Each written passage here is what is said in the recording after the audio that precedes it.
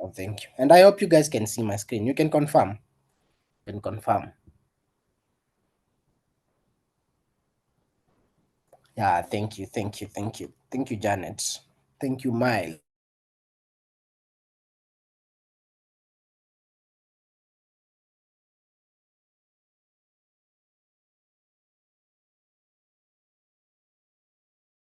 Seven, that is basic data analysis. But before you go data analysis,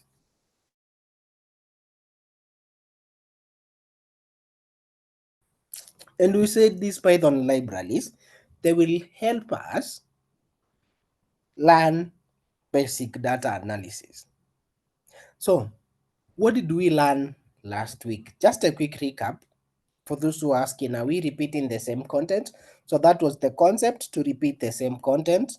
So yeah, I know you'll have an extra week. I know we have been having issues to do with the LMS, so we have been extended with 1 week, one extra week. So for now, we are going to, for today, we are going to revise what we did last week and touch a little bit of basic data analysis. You guys, you are going to get an extra week. So why are we repeating what we did last week? So last week, the last 2 weeks, the LMS has been having some serious issues. Some of you have not been able to attend sessions and have not been able to do assignments and the rest. So we're just going to touch like 5 to 10 minutes of what we did last week. Then we do whatever we are supposed to do this week. So where's my LMS? So yeah. So last week we did Python libraries. We discovered what are Python libraries, and we found that libraries are just pre-written codes that we can use to work on other functions. Instead of writing some certain functions from scratch, we can use built-in libraries, or we can use Python libraries to perform those functions. And some of the functions that we found was like the sum, the mathematical functions, like drawing simple graphs, analyzing some certain data, formatting data from a raw text to a good looking table. So exactly that's what we covered last week. So um we covered NumPy, then we covered pandas. So what did we cover about NumPy or NumPy? NumPy stands for numerical Python.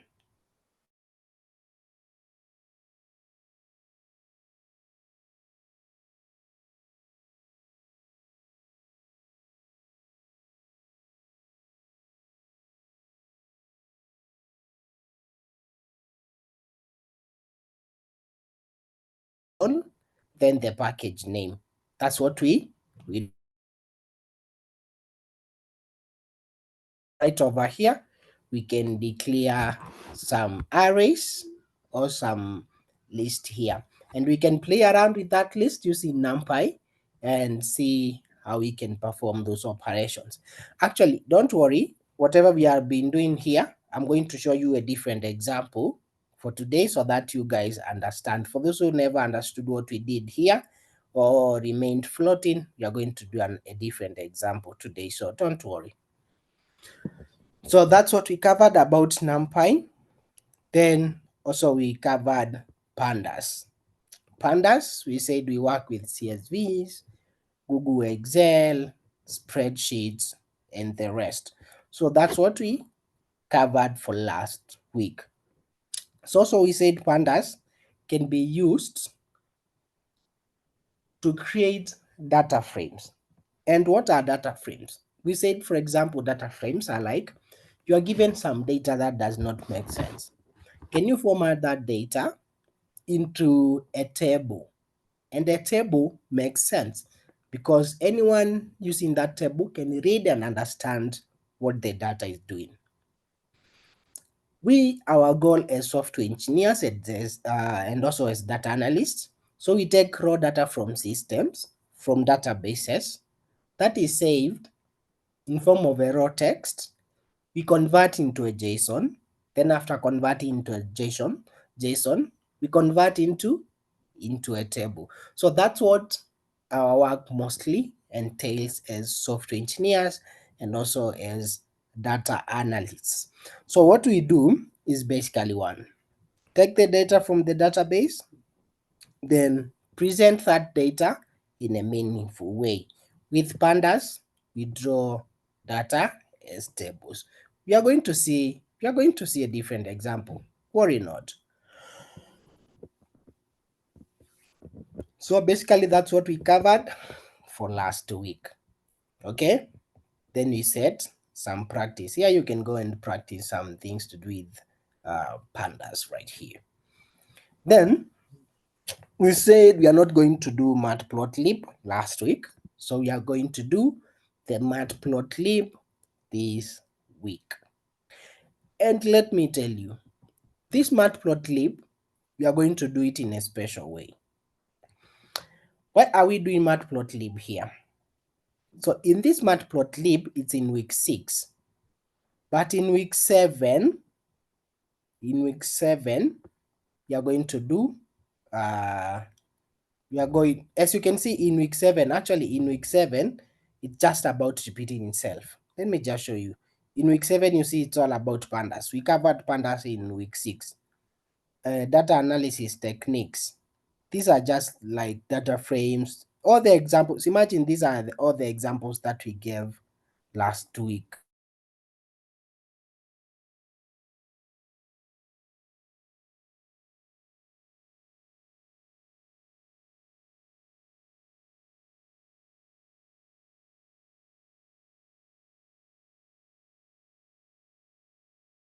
Cover today all this. It's very simple. So let me show you how we are going to do it.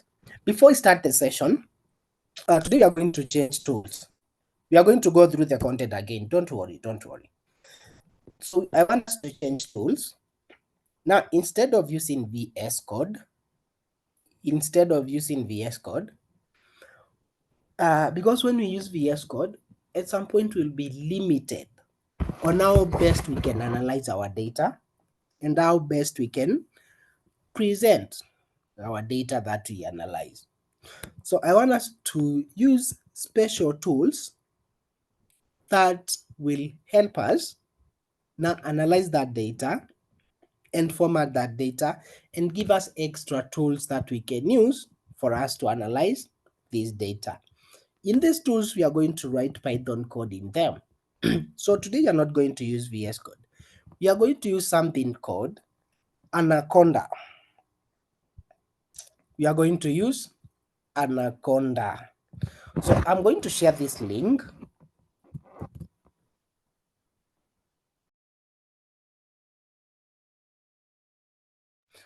So I'm going to share this link to Anaconda.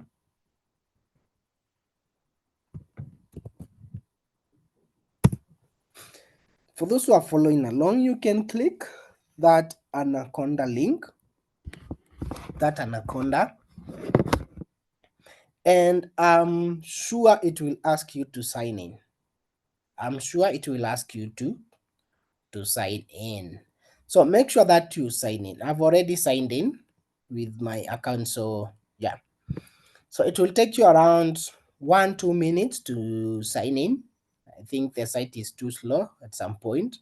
So make sure that you sign in first. So this lesson, we are not going to hurry. I know we are going to get an extra week to revise on this, so we are going to take it slow.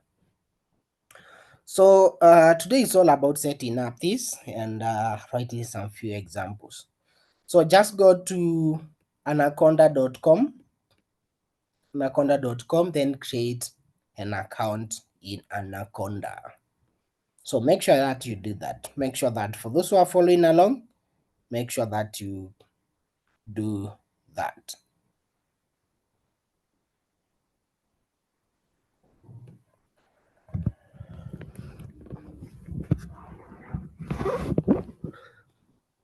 I'll give you some few seconds for those who are signing in to make sure that you create your account.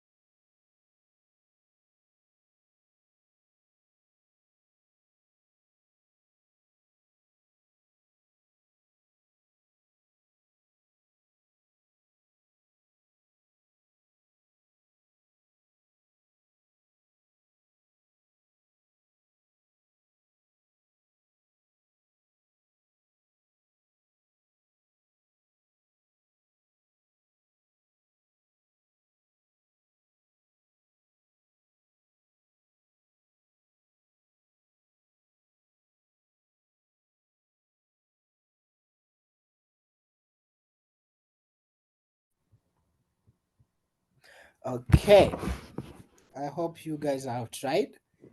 I've tried signing up. You guys are wondering why we don't have music today.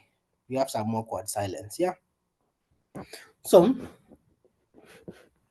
after you are done signing up, after you are done signing up, there's one more step that you need to do. Let me share my screen. I think it is disconnected.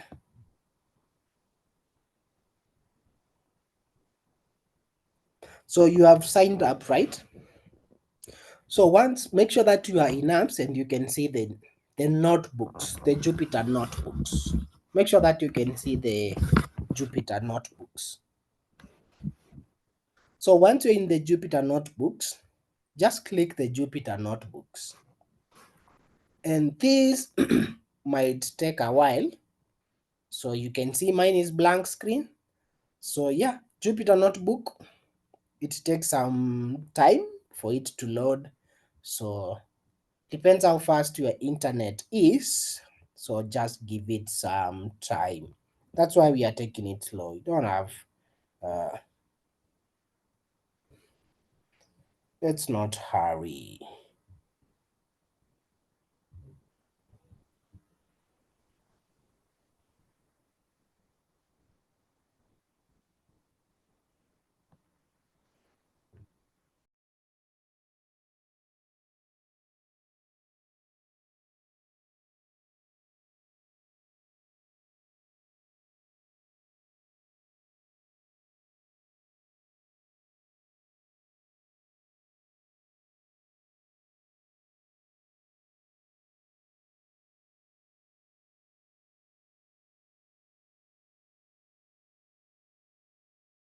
So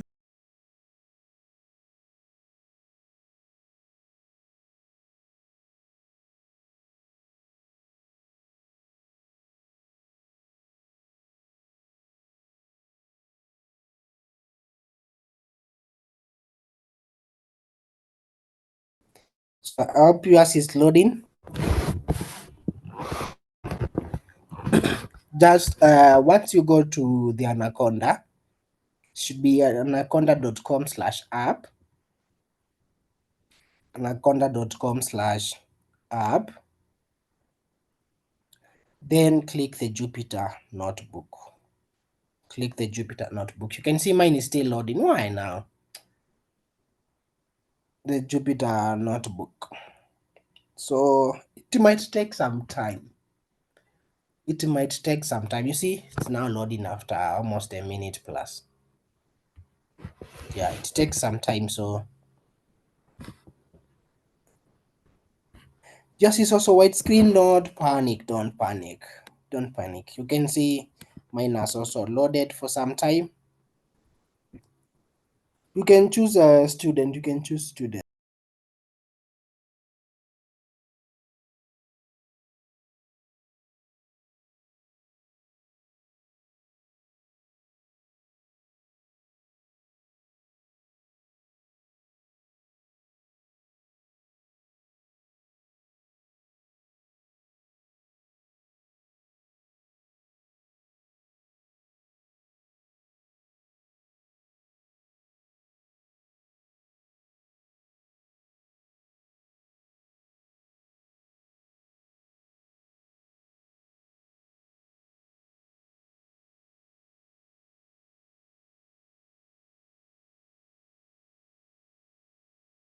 Is requesting you to assign any. You can assign any runtime. You can assign any runtime. Just check the one with the previous Python, the previous updates. You can assign any runtime.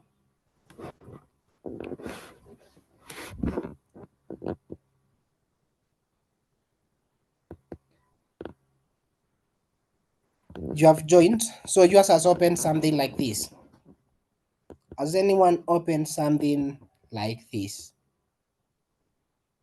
A dashboard like this. Has anyone opened a dashboard like this? Yes, not yet. So we can give it a moment for those who have white screens. so that they won't panic. They won't panic. I can see, yeah, it takes some time to.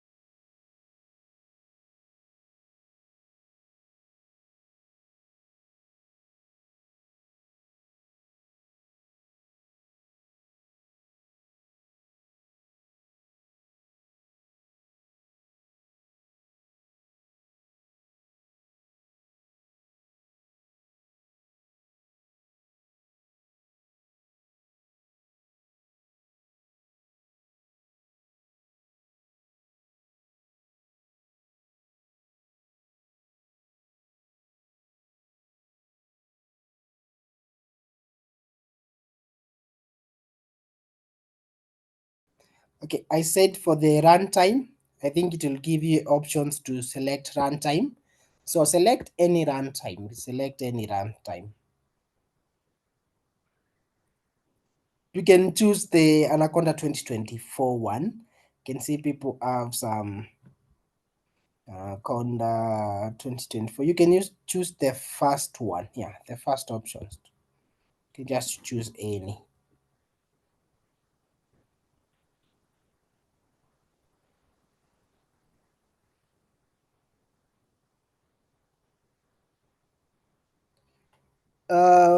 It seems either at some point you have ever opened a runtime if you have opened direct, or maybe once you are running the code it will request you to add the runtime. So just wait, it will give you if it's white screen, blank screen, some white screen, don't worry, don't refresh, don't refresh, just leave it, it will open. Mine just did it and it will open by itself. Okay, someone is asking or might be asking, why is it taking that long? Why is it taking that long to open this Jupyter? Now, Jupyter is not just like a website. This is a tool. This is an actual tool, but it's a browser based. So you have two options. You can either use Jupyter in your web browser, or you can download the app itself. So you see how sometimes it takes long to open apps. That's the same case that applies when it comes to opening opening Jupyter. This is a tool. It's not just a normal website. That's why it takes so much time. It loads so many resources, thousands and hundreds of thousands of resources and tools for us to use. So I think now almost everyone has their Jupyter.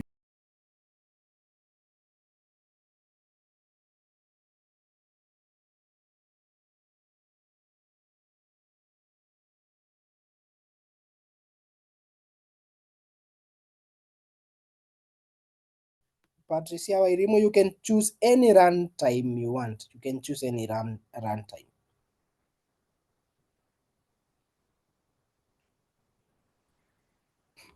You can choose any runtime.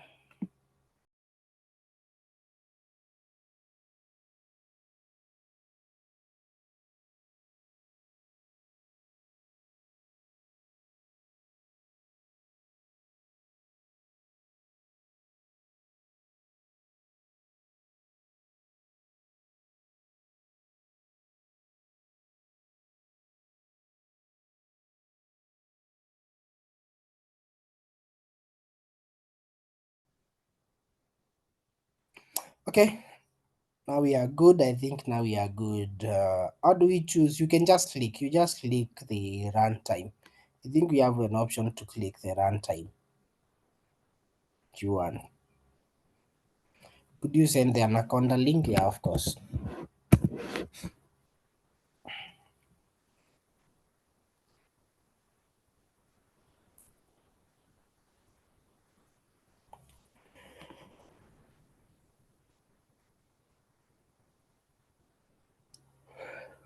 Okay, if you have opened your Jupyter notebook, so just to repeat the process for those who want to see again, you just go to anaconda.com/app. Then once you first create an account with Anaconda, make sure that you have an account with Anaconda. Then you'll click the Jupyter notebook, the Jupyter notebooks. Then it will bring you here in this dashboard. So that's cool. Yeah, that's cool. I think now we are good to test the other step. Someone is asking, when will we code? When will we code? I say today we have no hurry. It's better that we do one thing, just setting up everything here, and we make sure that we get it right. You have a different dashboard. Either you have this kind of dashboard, or you have something almost similar to this. It's all the same. Either you have this kind of dashboard or you have this kind of dashboard. It's all the same. It's just plain. I will teach you how to navigate through.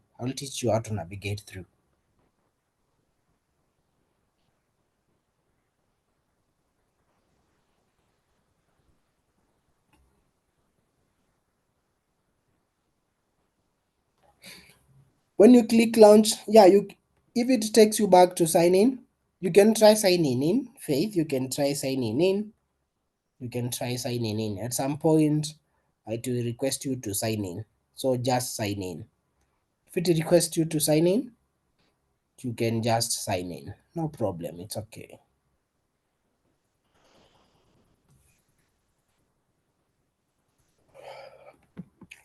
So we are just buying time to see how this works. So I think we have a good number that is on the safe side. So let's try it. Someone is saying you haven't seen the runtime. It's okay. Some people will be requested to assign runtime. Some machines will automatically assign themselves. No, we can't add 5 minutes to set up this, but we can add 2 minutes. Also.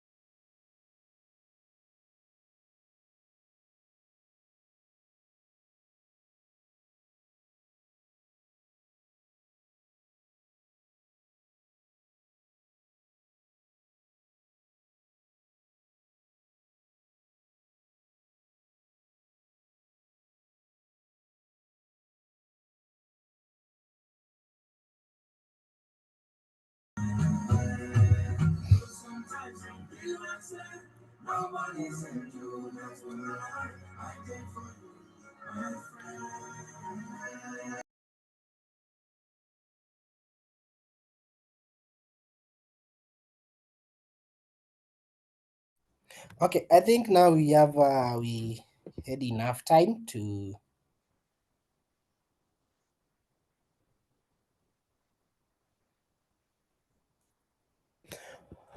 okay. So we have another option for those who the Anaconda did not load. You can use Google Colab, the Google Colab, Google Colab. This one here, the Google Colab.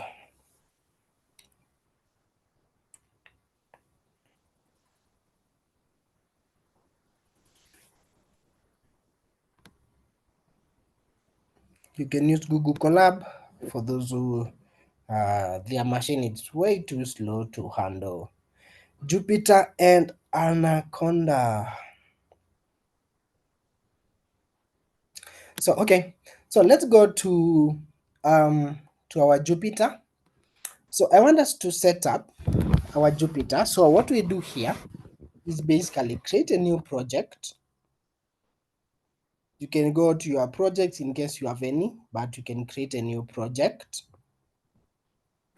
In that case, you can create a new project, you can upload files, you can transfer files in case you want any, but in case you have some, but in case you don't have any, you can just create any project title. So mine, I'm going to create project title here and call it Feb 2025 cohort. Just as simple as that. Then I'm going to create that project. So I can go to my projects and I can see don't have any projects, no records for my projects. Let me go back. Let me go back. It's not a must to create a project. We have so many ways to do this. You can create projects. Then I can click create projects. Yeah, there we go. Feb 2025 cohorts. So in here, so what are we trying to achieve here? This one is the same as the same way that we created our files. We just went to our desktop, um, codes, Feb 2025 codes. Just like this in Python session. It's just like Python sessions. We have week 1, week 2, all the way to week 7, all the way to week 6. It's the same thing. So it's nothing new. There's nothing new by like creating a project. There's nothing scary. It's just the same thing like here. Just go to your local machine, create Python sessions, then you create session 1 all the way to session 6. So that's exactly what we are trying to emulate here or to simulate here. Why? Of course, you want clean work. That's exactly the same thing. It's just like creating a folder, and in this folder is where we are going to create all our projects in. So once we are here, once we are in this once we are in this project, what we can do is I can create a new notebook, or I can just come here and create a new notebook. So what have I done? You see in this let me zoom. Okay, I think that's okay. So you can just click here in actions, like create a new notebook, or I can just come here to file. See this file? I can create new notebook. It's all the same thing. So I'll just click new notebook. And that's where now for those who were not requested to add any runtime, now you can see we have some kernels that we need to assign right here. So you can read through this. It tells me to keep things running smoothly, to avoid using up to a lot of previous resources. Keep your number of live kernels below 10. Shut all. Done. Let me shut down. Yeah, it's okay. It's okay. I think it is. It was able to shut down.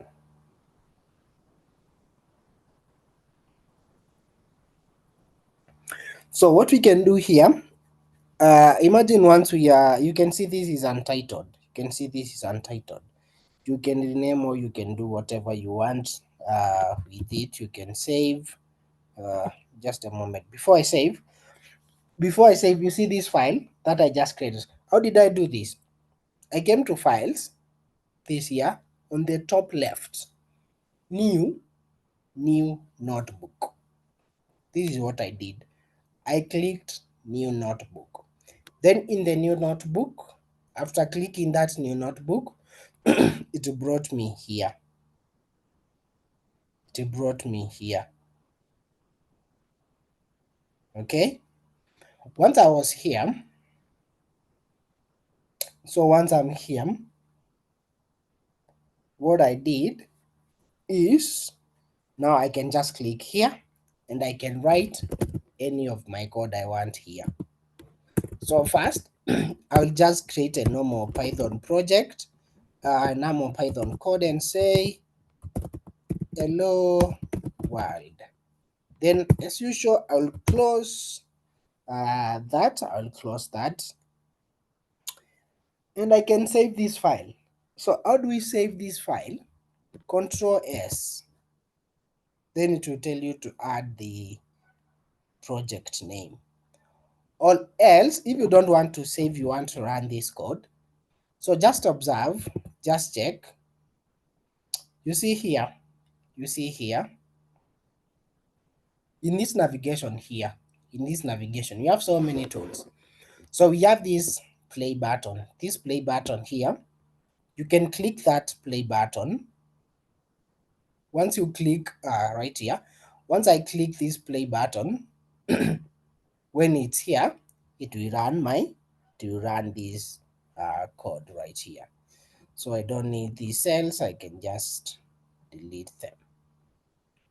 So that's how you can run this piece of code. So but now it's time to save, so I'll just Control S, then I'll say any name, test, maybe test1.py. So a name of our file will be test1.py right here, test1.py. So anytime I can decide to run my code any time I want.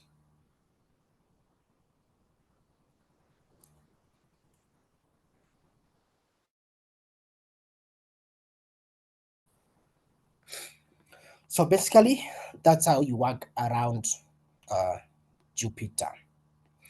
So I know you guys might be facing some few issues. So I'll take it slow. So I'll just leave it like 1 minute for you guys to try to anyone who has successfully written their first Python code. Assign runtime.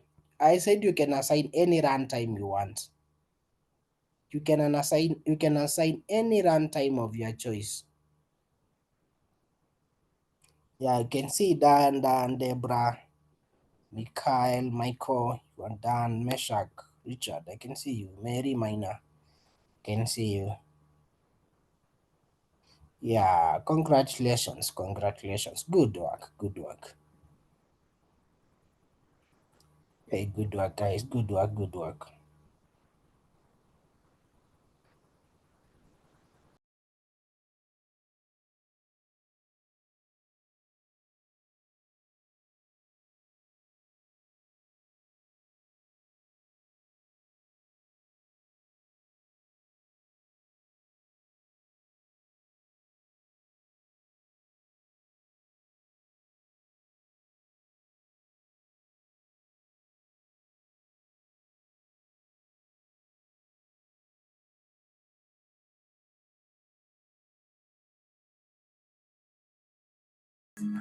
Okay, I can see you guys are running. Yeah, just buying time for you guys to run. For me, as installed Jupyter Notebook, I've already installed. Yeah, you can run your first run this code. You can run this code. Shut down process. You can shut down the process. You can start as many times as you want. So that was our first test. Was our first test. So we are going to try. So let me show you. So I want you guys to go. You can try to mess it around. You can try to mess up the whole thing around. That's how you learn. So what you can do here, you can see I can click anywhere in this Jupyter Notebook, and you can see I have different cells. You can click to add a cell. So what is a cell? A cell, you can treat a cell as a block of code. Let's say this was a normal function. That was function 1. Maybe I want to write another function. I can treat it inside this cell. I can treat it inside this. I can treat it inside this cell. Then I can print number, something like this. So I can save and I can run that cell, and you can see that cell has printed out the number. So you can print out and you can run a single independent cell. So how can you run an independent cell? Just click that cell, make sure that it's selected, then click this run button. It will only run that cell. So you can click that. I can change this number to 16. I can click run, then it will only run this cell. And it can tell me the number of times this code has been run. 7 times, 8 times. This one has run 4 times. I can run the 5th time, no, 8th time, 10th time. Yeah, it's alternating, It's counting the entire code base. Yeah. So that's how you can run these different cells. So that was the setup. That was just the setup. So let me do away with these different cells. I don't need them. We can just work with one cell for that case. So I want us to take the previous code that we did last week and see if that code will work in our current environment. So last week was week 6, and let's see week 6 Python libraries. Let me just do the numpy thing, or the numpy. I can just copy this code. I can just copy, and I can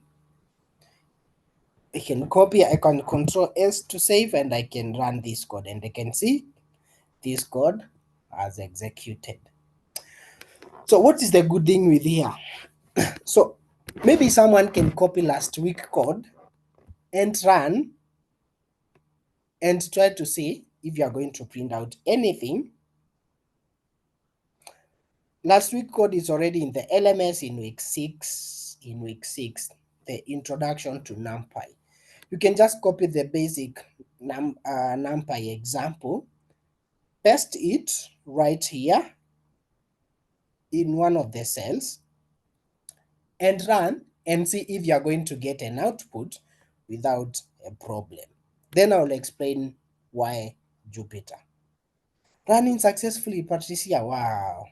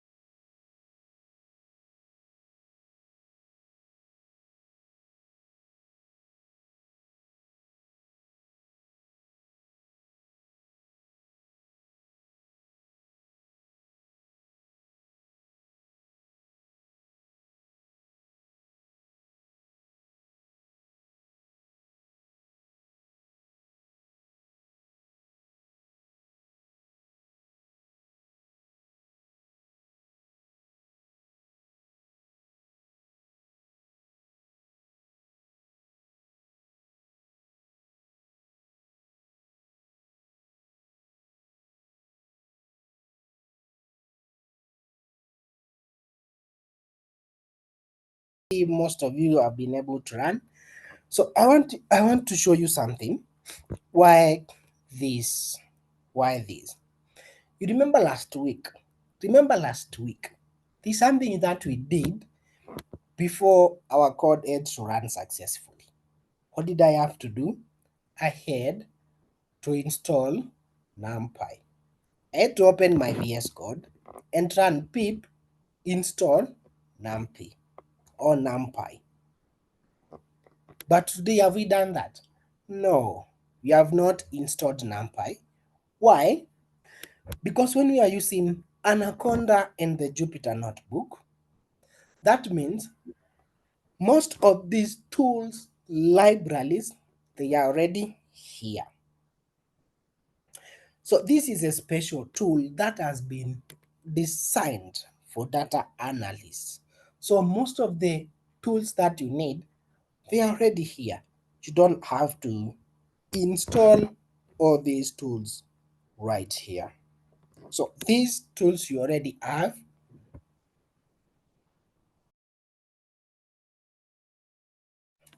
So those tools you already have, you don't have to install any extension.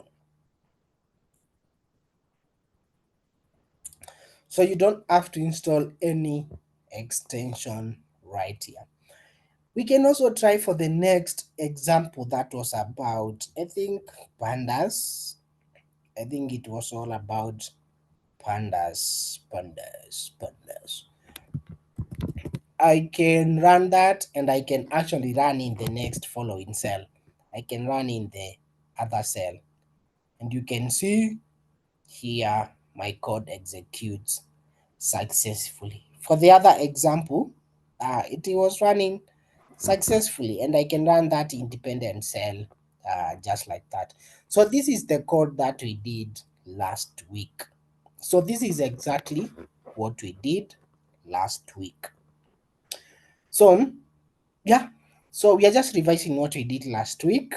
For those who missed for the last 2 weeks because of the problem to do with the LMS. And actually, imagine we are doing both week 6 and week 7 at the same time, revising what we did last week, and the same time using tools that are already in week 7. Use of the NumPy, not NumPy, but the Anaconda in the Jupyter Notebook. So these are tools that are in week 7. So we are just revising and making sure that everyone understands this. Data analysis is just not it's not just a normal thing for us to do. So first, maybe I can tell you some of the interesting things that come up with data analysis. So in data analysis, like most of us, depends with the data that we are working on. I'll just give you some few stories as we wait for others to execute. For those who are their machine is not running, so that they execute and they try these previous codes. So in data analysis, we start learning with Python. Why? We first have to understand how things work behind the scenes. So where is behind the scenes? Behind the scenes, it's like raw data. Raw data is just like this. Maybe a developer, maybe someone has given you a raw data or has given you an API with data to fetch and analyze. So what do? As a data analyst, you have to understand Python and all those other languages that work with data analysis. So you learn the basics like these data frames, pandas, whatever, and all those matplotlibs and the rest. Now, once we learn this, you already understand how data works and some of the tools that you can use to do data analysis. Okay. Now, here comes the challenge. Depending with the data that you have given to analyze, it's that data that will determine the tool that you are going to use.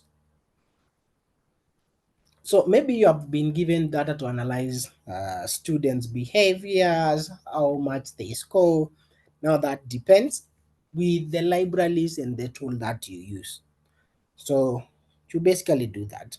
Now once you understand the basics and you know all these different tools, that one will be easy for you to analyze this data with these tools. But there's one problem. Um, Absolute beginners don't understand about data analysis and data science. So most of the people think when you are doing data analysis, like maybe for example, most of you now, you think if you are doing data analysis, every time I'm analyzing data, I will have to write code. So that's what most of you, or most of the beginners, most of people think about data analysis and data science. So we have other tools that help you analyze data. So at some point, we have so good tools that you will never ever need to write any piece of code to analyze data. Like personally, I rarely write code to analyze my data and come up with insights. I rarely write code to analyze my data. So what are some of the tools that I use? I use tools like, of course, I use a lot of these tools in Jupyter. And also I use, it's a tool called Power BI. So Power BI, it will just feed you the data that you have, then give it instructions, write some few SQL, code like SQL, you write some few codes like SQL, then it will analyze the data that you want, depending on your own requirements. Now, I might be given data. For example, let me give you an example. With the LMS and with you guys for Feb 2025 codes, you have been placed into groups, right? You have been placed into groups of 15, 15, 15. Out of 8,000, guys, you have around 700 plus groups, okay?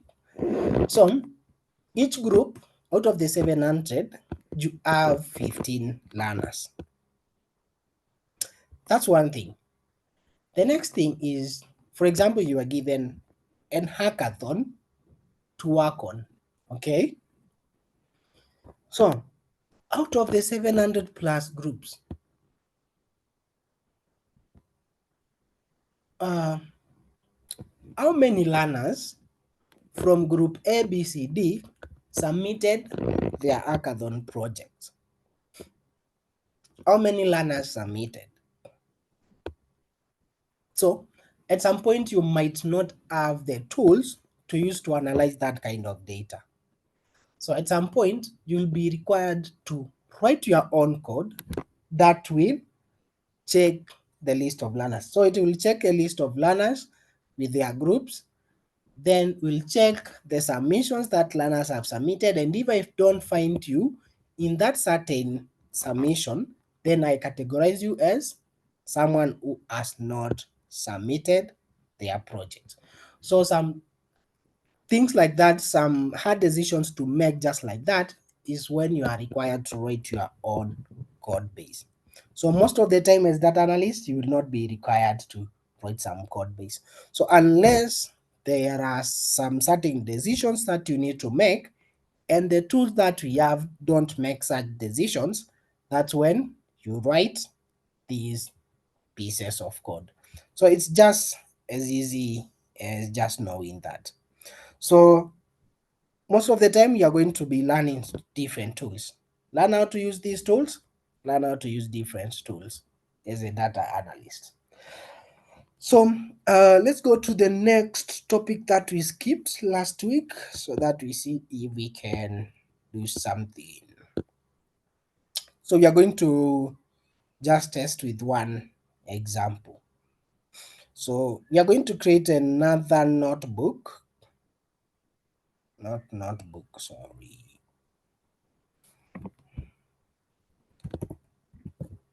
Just a moment. Cancel. I want to create another notebook, new notebook, and call it graphs, and call it graphs. Create notebook, graphs. So in this, you are going to learn matplotlib. So what is matplotlib? Matplotlib is used for data visualization. Okay, you remember pandas, NumPy are used for different things. You know, NumPy is used for calculating these different numbers and the rest. Pandas, we have used it to create tables. Now, matplotlib is used for data visualization. So what is visualization? Visualization involves creating of charts and graphs. Involves of creating charts and graphs. Graphs like the bar charts, the pie charts, and many more like the histograms and the rest. So what is matplotlib again? Matplotlib is just a library that allows you to visualize your data or to present your data. So how do we use matplotlib? So how do we write code for matplotlib? So let me just copy this code and then I will explain what this code is doing. So we know we import matplotlib dot pyplot. We just import pyplot as plot, as plt. So we want to draw a graph. You know, when we are drawing a graph, we have the x-axis and the y-axis, right? So in the x-axis, it will count in the ranges of 1, 2, 3, 4, 5, right? That is in the x-axis or the horizontal axis. Then in the y-axis, it will count in these systems. 10, 20, let me 25, 30, 40. That is the data sample. So how do we draw these graphs? So we have two things. We plot lines. Okay? We plot the lines. So what do we do? Let me just do here. We use the plots dot plot the x and y axis. So plotting is basically like drawing the x and y axis. For example, I can run this code and you can see, oops, I actually completed this. Wow, this is crazy. This is crazy. This is crazy. So let me just change something to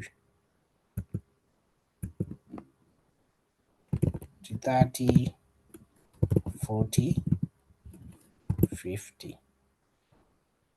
Let me run this code. Yeah, that was a straight line.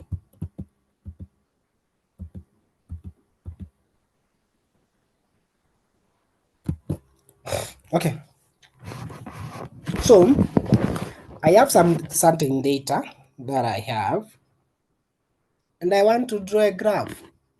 So how do I draw a graph? So this is the count at the x-axis, 0, 1 all the way to 5.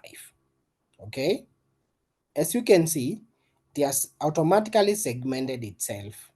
1, 1.5, 2, 2.5 all the way to 5 automatically.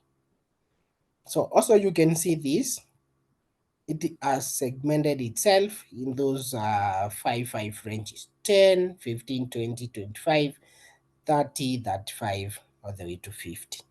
Okay, so it will draw a graph representing this against this.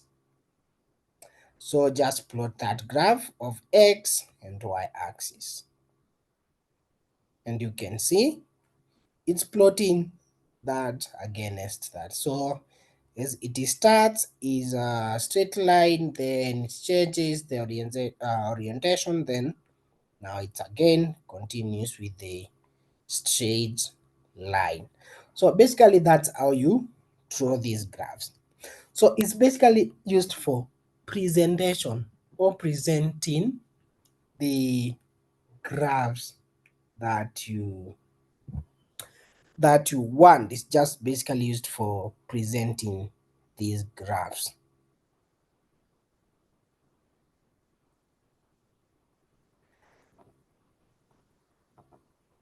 Someone is asking, no need to draw graphs, you just need to insert the numbers. Yeah, you can do that. You can cheat actually in your exams. You can cheat in your exams. You can cheat in your cards. In case you want to draw a graph, you can just quickly insert the numbers and then it draws for you. Then you have the answer how the graph looks like.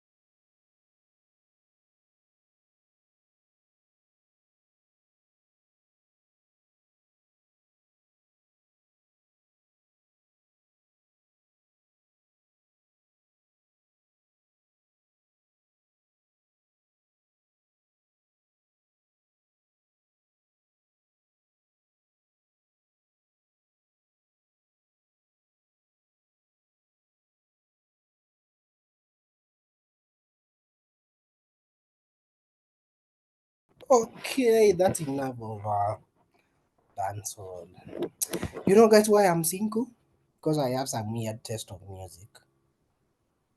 I only lied to you because I'm in class. I tried to romanticize this and then try to play the best music. Ah no, you can hear. I listen to reggae music, and unfortunately, I'm in Kenya. I'm not in Jamaica. Okay, so we have drawn some few graphs. So we can extend this graph. We can extend these graphs like for example, I can add the title for this graph. I can add the title for this graph. You can see this graph has no title, has no labels and the rest. I don't know what is in the left axis.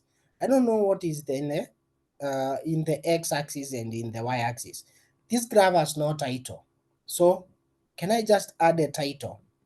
There we go. Simple plot line graph. So actually you can change this to um, class attendance. So I can do the class attendance just like that. So once I do this, I can run this code and can see class attendance. Now I have the title.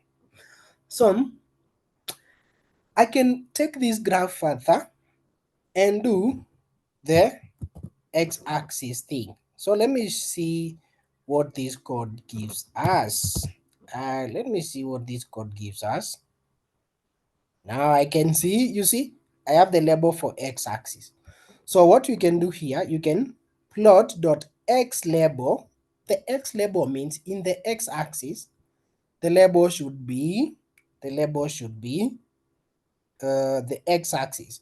So you can change this label to whatever label that you want. For example, in the label, I want it to say number of classes. So let's assume that I'm analyzing class attendance. So I have the number of classes that we have. Maybe you have done 5 lessons.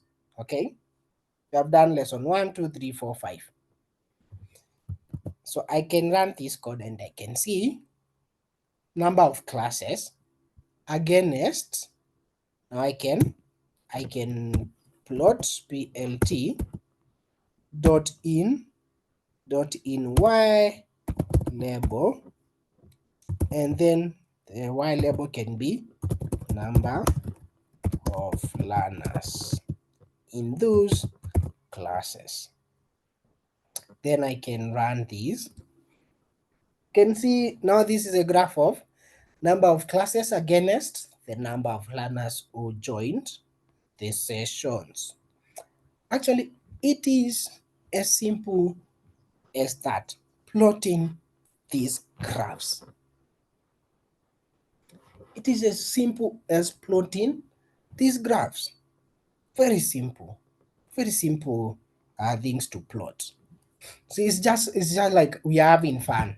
Blah, blah, blah, blah, blah, blah. Boom. Then we have the graph. Just write some few things. Then you have a graph. See how this data analysis thing is sweet. Until you try the real thing. So we have done that, and yeah, we have drawn our graph. And let's see how we can draw a simple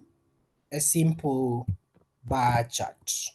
We can draw a simple bar chart for the next example. So for the next example, we have Alice, Bob, and Charlene. So in this case, I can use maybe GS Mommy, JS Mommy 1. We have JS Mommy 2.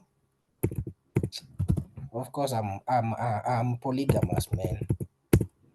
Of course, JS Mommy 2, JS Mommy 2. Let me see. JS Mommy 3, and she's calling. Oh damn!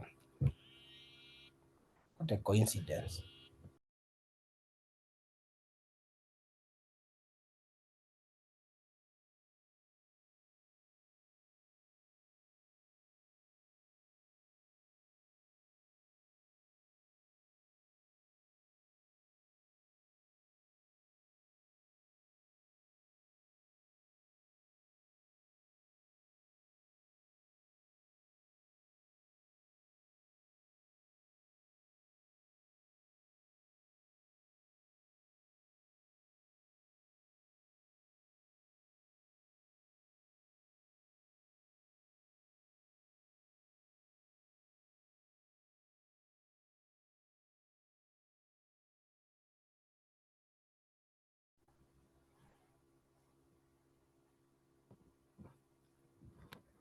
And someone is saying, let's try to say hi to JS Mommy. No, it was my mama. It was my mama calling. Was it JS Mommy 1 or 2? 001. It was JS Mommy 001. Okay, so we have JS Mommy 1, 2, 3. Okay, JS Mommy 1, their ages. Now you guys are gonna crucify me. I'm not going to say their ages. I remember some time back you guys said 45 years old was too old, man. No, she's 45. She's 46. The other one is 23. And the other one is 25. 25. Yeah, there we go. Yes, mommy 1, 46. Yes, mommy 2, 23.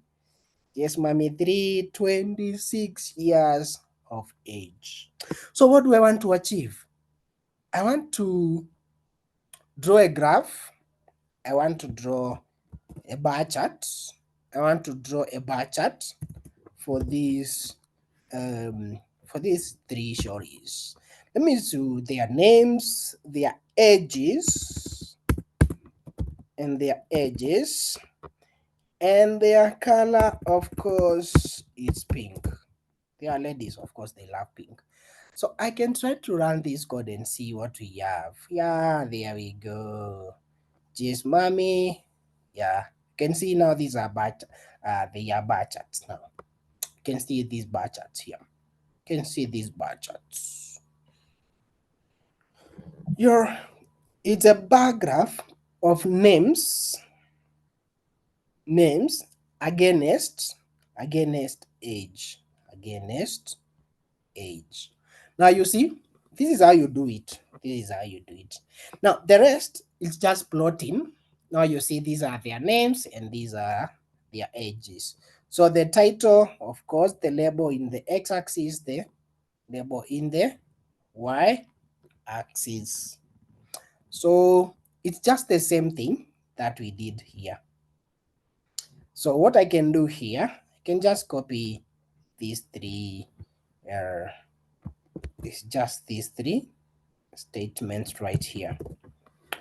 The title should be JS Mommy's List. JS Mommy's List. Then after that, we have their label in the x-axis, names. Then we label against age. Now you can run that code and you can see their names, and it is names against age. Then you draw the graphs, and actually you can do the color here. The color can be sky blue. How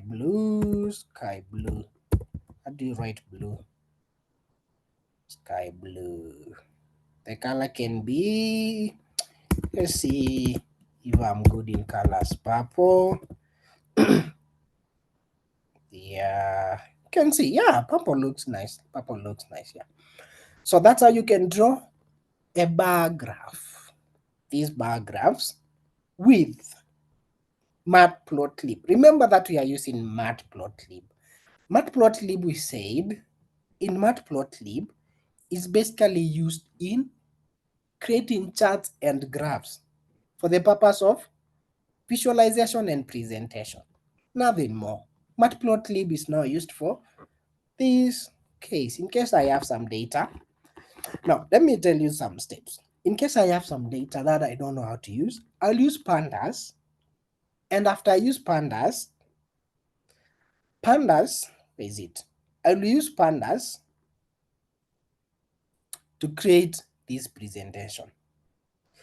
After I create this presentation now, I have it and I will take it further and create the graphs of this data that I've analyzed step by step. So basically this is how I do it. So most of the time you'll find myself that I've drawn these graphs and I've just taken a screenshot, then I'll add in my data report that I'm working on. Maybe I've been assigned to do this and that. Yeah, that's how I basically do it. It's as simple as it looks. Anthony Mwangi, no, you are spoiling the game. These are not sugar mummies. These are just young girls. 46.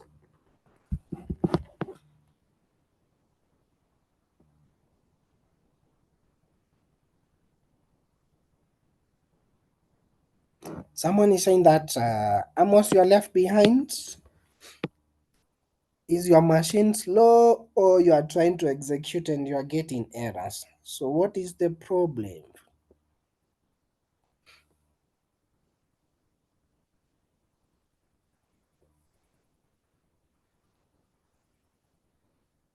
What is the problem? Is the machine slow, or is errors, or you are facing some errors?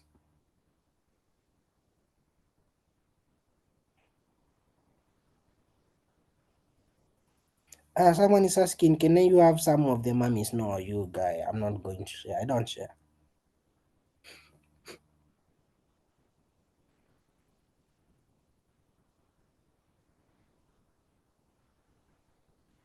Okay, for those who are saying that the code have errors, actually all the codes are in week 6. You see, in week 6, actually I'm not creating something new. Every code that we have, it's already here in the LMS. I'm not creating anything new.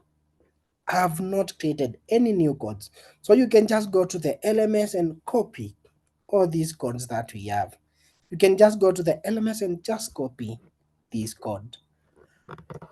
Just go to the LMS and copy this code. There's nothing new that I've added here. Everything is already here. Everything is already here.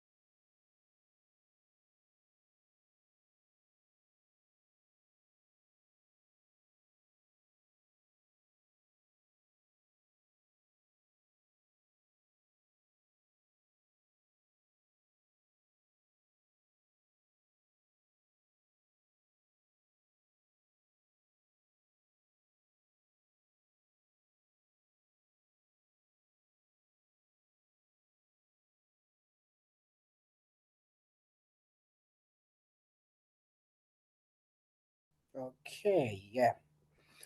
So we can try the last example of the day.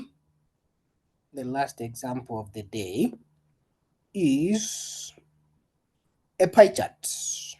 A pie chart. So a simple pie chart, it's very simple. Can add another cell. So we have a list of activities that we do. Activity is variable. Then we pass a list of activities. So I do sleep, I do eat. Of course, I love coding.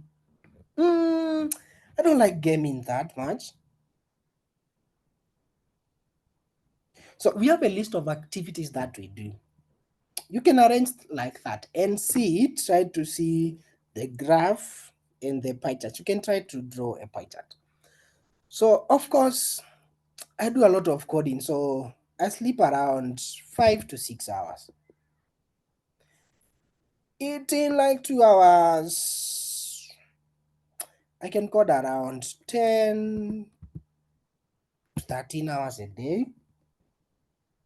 And maybe gaming I can game 2 hours a day. It's just an example.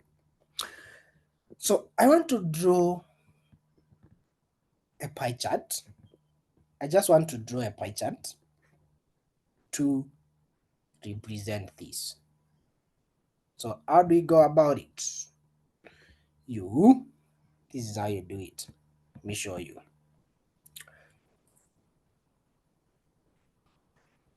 This is how you do it. You do plt.py. So where is this plt coming from? This plt, remember we imported it right here in the top of the program. Plt is right here. Plt is right here. So that's what we are importing. So plt.pychart.py for py. So in this py, So what we pass the hours that we have, then we pass the activities. So that's what we are going to do. We are going to pass the hours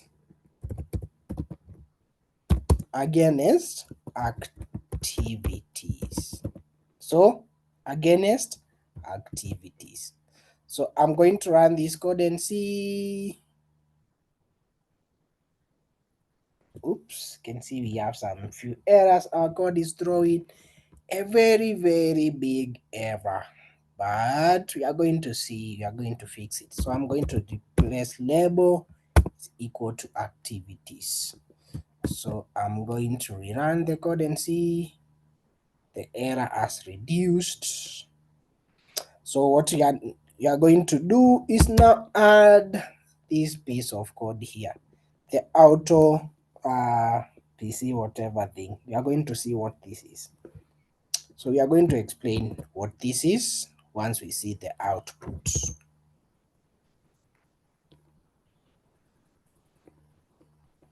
So I'm going to run the code and see. We are going to run the code and see.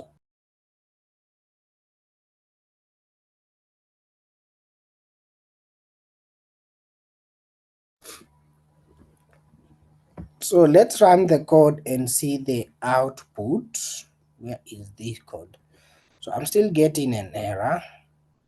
Got an expected argument label. Is it label? Is it labels? Labels, not label. Labels in plural. Then run. See where we have an error. No, we don't have an error. Let me see if I can remove this, the auto picture thing. There we go. Still working correctly.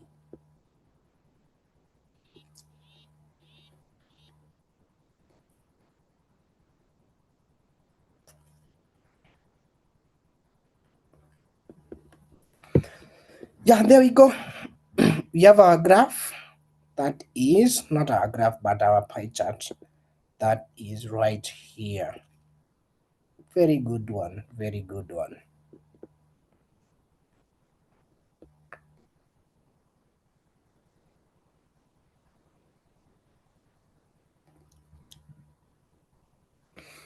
So I'm waiting for those who want to try it out to try it out.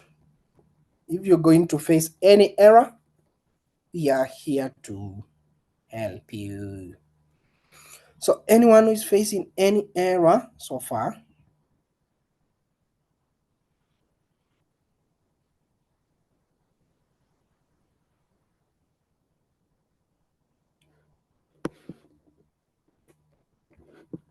so how many have successfully created the graph? The pie chart, not the graph.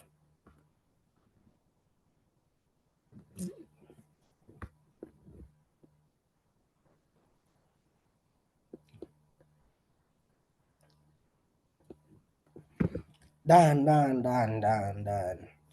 one, good one.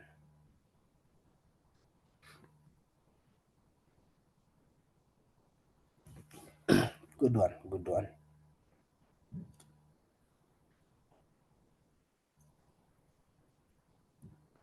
You have successfully done that and it's working successfully. Yeah, good one, good one. So anyone with any question before we call it a day?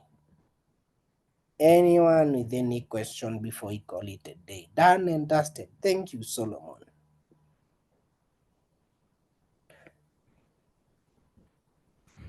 Are you a good Solomon or are you Solomon of the Bible?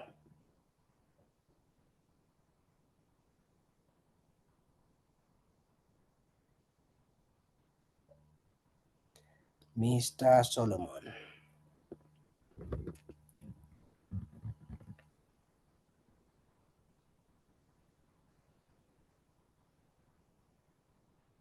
Or someone is asking the real world application. The real world application. So, of course, mostly I do data analysis, and at some point I'm analyzing your your students' progress. I have the raw data, for students' progress. So mostly that's what I do. I just create. Maybe my manager has requested me to. They want to do a reporting. They want to do a meeting or a presentation. So they want to know the number of learners from Kenya, Tanzania, Uganda, and other countries. Something like that. So I have the raw data. So what do? I just analyze them. Of course, I just write some few reports. I just take screenshots of this data. I just take screenshots of this data. Then I add reports. So basically, that's what we do. Just creating reports, just creating insights, just creating um, visualizations of this data. Mostly that's what we do by data analysis. That's the real world application for this. So we analyze different data. Maybe I wanted to draw a graph of let's say we have different education levels. So how many learners do we have from undergraduate, postgraduate, secondary, and the rest? So you just have to feed the data, for example, like this, undergraduate, postgraduate, secondary, then you just feed the numbers, and the numbers. Then automatically it will draw the graphs. Then you have the graphs and then you have your report that you want to the report that you want to write. It's as simple as that. So we just use this mostly to create reports. Maybe you have some complex data that is hard to predict the changes. I want to see the number of learners who um, I want to see the number of learners who participated in Hackathon 1, Hackathon 2, Hackathon 3, Hackathon 4, and also some of the learners who submitted their final projects. I want to see that list. And I have the data, I have the numbers, but it's hard for me to understand. So I can tabulate something like this, then I can see the trend of, if I have these line graphs, I can see the trend of how learners are performing, how I'm doing my sales. This month I did these sales, the data is too large, I don't understand. I can just tabulate that data. Then I have the results on how much sales I'm doing or this person I'm trying to analyze is doing. So basically that's what we do in real life application.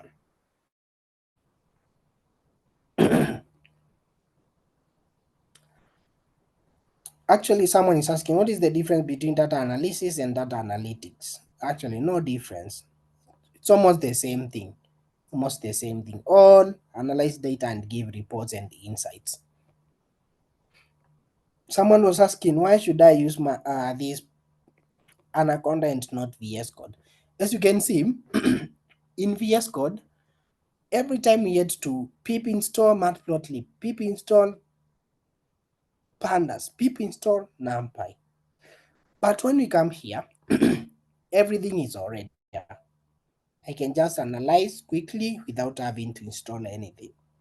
In VS Code, it will be a real hassle for me to draw these graphs.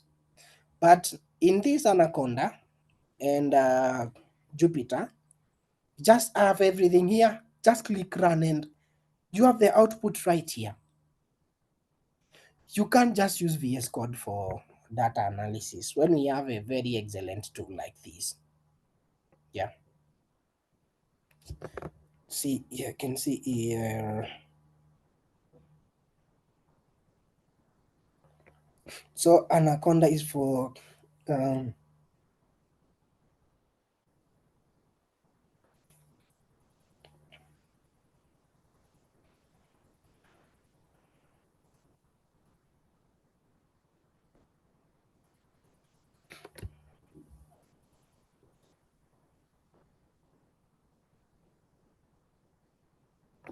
what is the word labels only on activities? What is the word labels?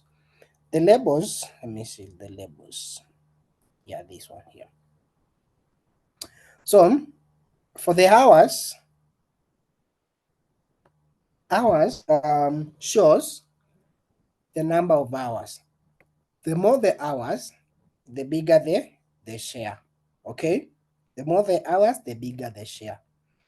But we are adding labels here, labels for activities. I want when I draw these graphs, someone can come and check at this color and they he's sleeping, eating, gaming. So the labels is just for presentation and someone can just see these. It's just, you're just labeling what does this green mean. It's just for labels to reinforce the labeling. Kindly share the link from where you started to create the bar. You want my notebook? My entire notebook? My entire notebook. Let me share. I want to share the whole thing, the entire thing.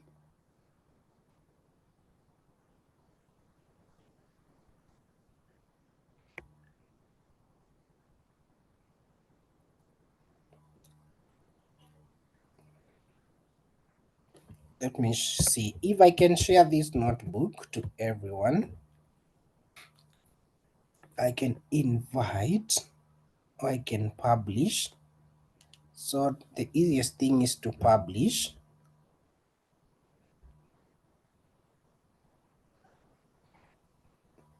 Then let me wait. Share notebook.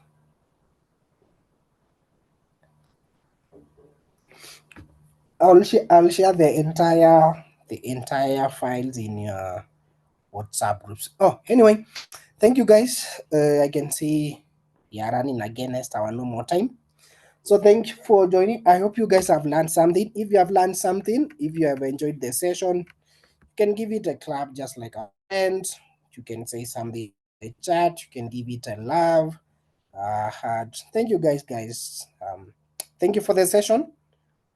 And we love you so much. At PLP. Goodbye and have a good day.